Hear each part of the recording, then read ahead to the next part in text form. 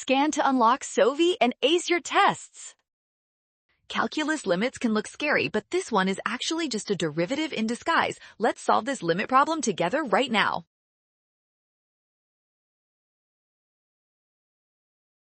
First, look at the structure of the limit as h approaches 0. This specific setup perfectly matches the formal definition of a derivative for a function at a specific point. We can identify our function as e raised to the power of negative x. We are evaluating the slope of this curve exactly where the x value equals 1.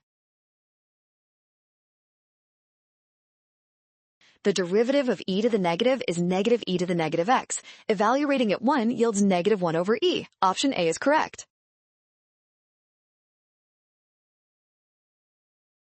Well done! Scan the code. You can learn better with Sovi. Watch signs to avoid a rush. Trust given values and check your steps.